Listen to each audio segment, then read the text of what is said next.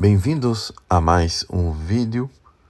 Considere ajudar o canal e tornando-se membro a partir de R$ 1,99 e também siga-me nas redes sociais. Já percebeu que aqui no Bostil vale a pena ser vagabundo? Vale a pena cometer crimes? Vale a pena ser bandido? Dentro, claro, de uma mente perversa. Isso acontece porque no Brasil existem incentivos para ser criminoso e não desincentivos. Eu gravei um vídeo sobre a questão da criminalidade da China, mas devemos investigar o oposto também. Na China não vale a pena ser criminoso. No Japão, tampouco. E aqui vale a pena ser. Vamos aprofundar a coisa. Eu escrevi um texto explicando a questão do o que podemos chamar de o cálculo do criminoso. Hans Hermann ele aborda isso em seu livro Democracia, o Deus que Falhou. No entanto, existem estudos científicos que indiquem isso.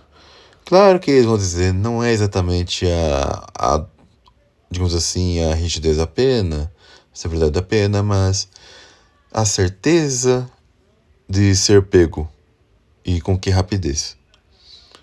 Eu não acredito muito nisso, tá? Eu acredito que a dureza da pena também ajuda a dissuadir, mas vamos lá.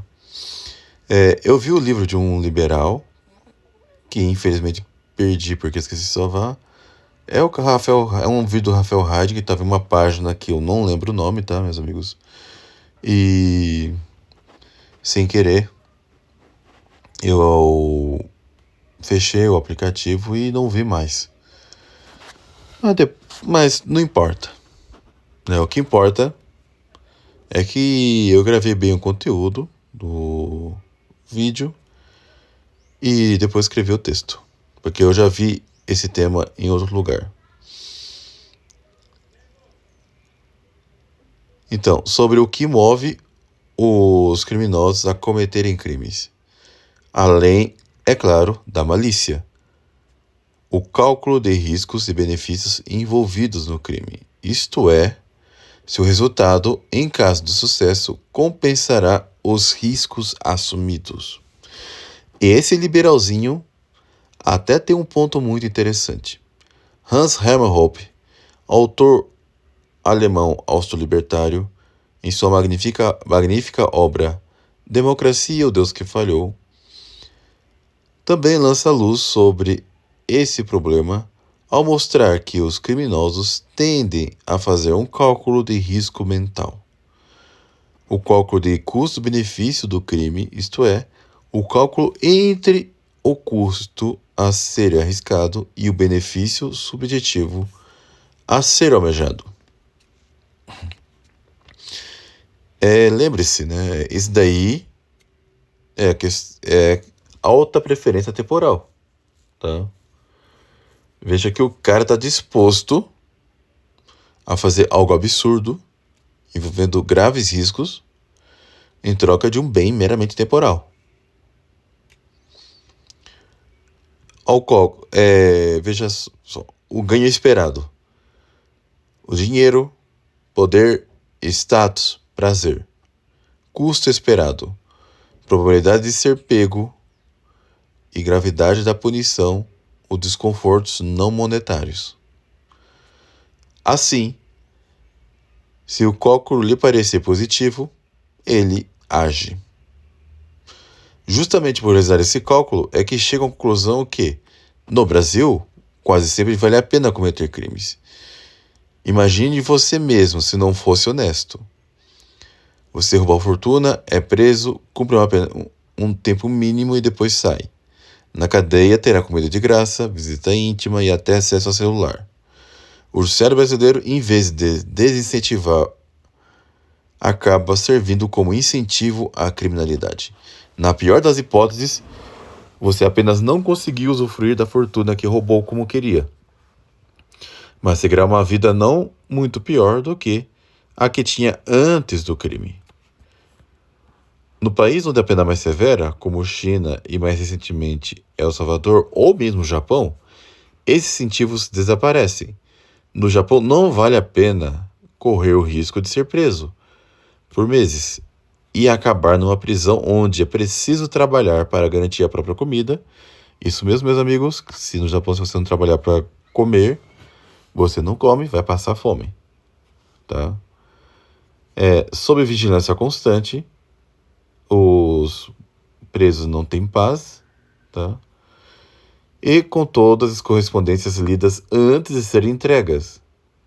Sim, quando você envia uma carta a alguém que está preso, as cartas são lidas antes de serem entregues, tá? E deve ser em japonês, tá?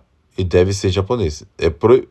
Se o preso for estrangeiro, é proibido enviar a carta na língua do preso. Tem que ser em japonês. Se a carta tiver escrita em língua estrangeira, simplesmente não entregam,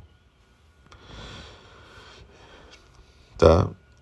E eu coloco a complemento, e isso é considerado brando ainda, porque em certos lugares as cartas sequer são entregues, né?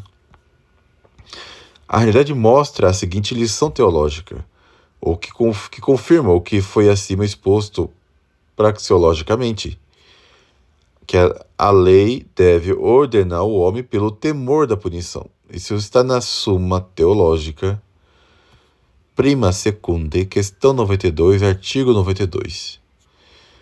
O caso japonês é particular, pois nunca houve ali um grau de criminalidade que o fizesse a população temer sair às ruas, como ocorreu em El Salvador há poucos anos ou na China na primeira metade do século XX. Ainda assim, tanto El Salvador quanto a China alcançaram seus resultados pelo endurecimento das leis, não apenas por operações pontuais ou mesmo mega operações. E vejam só, meus amigos, Santo Tomás de Aquino ensina que a lei deve fazer o homem tremer, tá? Os dois. O homem, ele tem que ter medo da punição, ele tem que ter medo de ser punido, tá? Para quem é mau, a lei serve para isso. Aqui no Brasil não existe esse temor, simplesmente não existe, tá? Ou seja, é coisa antitomista isso, tá? E anticatólica. Agora, em El Salvador, recentemente, e a China, no século XX, vemos o efeito inverso. E o caso de El Salvador e da China evidencia também um outro fato muito incômodo. País que não reduz sua criminalidade quase a zero, não faz isso porque não quer, tá? Simplesmente porque não quer. A criminalidade é alta aqui porque ninguém quer reduzir essa criminalidade. Ninguém quer, nem de direita, nem de esquerda, tá? O Bolsonaro não fez isso porque ele não quis. E ele deveria ter rasgado a Constituição, tá? Ele deveria ter dado o golpe mesmo. Ele deveria ter feito esse tipo de coisa. Mas ele não quis fazer, tá? Ele simplesmente não quis fazer. E que dane-se, viu? Esse negócio de Estado Democrático de Direito, pelo amor de Deus. É o tipo de coisa que faz a criminalidade do Brasil ser alta, tá? É isso que faz a criminalidade do Brasil ser alta. Esse negócio de paísinho democrático, essa porcaria da Constituição positivista e outras merdas mais aí.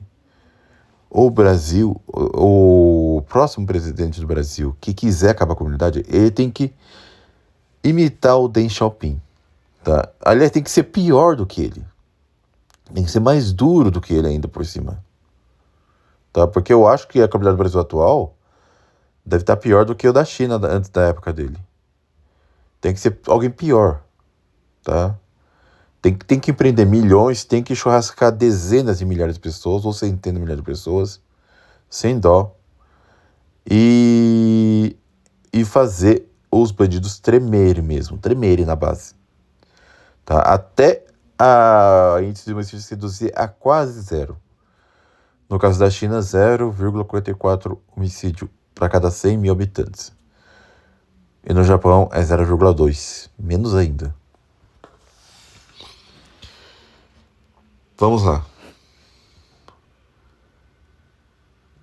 Até porque, continuo eu, a recente mega operação no Complexo da Penha incentiva a pessoa a pertencer a uma facção criminosa, como o Comando Vermelho, mas não a deixar de ser criminosa, já que é perfeitamente possível ser um criminoso solitário.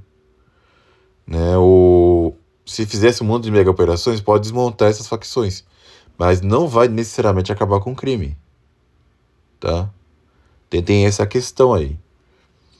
Em suma, não basta uma operação anticrime, é necessário que existam leis severas, aplicadas com firmeza, e que façam até os potenciais criminosos, não apenas os já atuantes, a tremerem diante da certeza de que o crime realmente não compensa.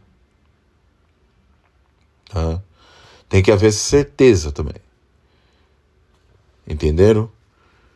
A certeza de que é muito provável de que ele vai ser pego, primeiramente, né?